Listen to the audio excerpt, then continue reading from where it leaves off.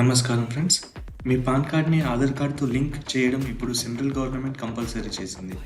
మీరు ఆధార్ లింక్ చేయకపోతే మీ పాన్ ఇన్‌ఆపరేటివ్ అయితుంది.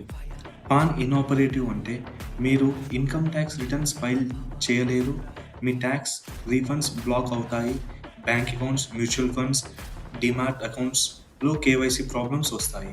ఇంకా ఇంపార్టెంట్ విషయం ఏంటిదంటే మీ శాలరీ, ఇంట్రెస్ట్ ఇన్కమ్ మీద ఎక్కువ టీడీఎస్ అంటే ఆల్మోస్ట్ 20% వరకు ట్యాక్స్ కట్ అవుతుంది.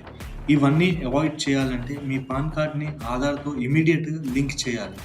ఓటీపీ మీ ఆధార్ లింక్డ్ మొబైల్ నంబర్‌కి వస్తుంది. వెరిఫికేషన్ అయ్యాక మీ పాన్ మళ్ళీ యాక్టివేట్ అవుతుంది. వీడియో యూస్‌ఫుల్ అనిపిస్తే లైక్ చేయండి, మీ ఫ్రెండ్స్ అండ్ ఫ్యామిలీతో షేర్ చేయండి. ఇంకా ఇలాంటి అప్డేట్స్ కోసం ఛానల్‌ని సబ్స్క్రైబ్ చేయండి. ధన్యవాదాలు.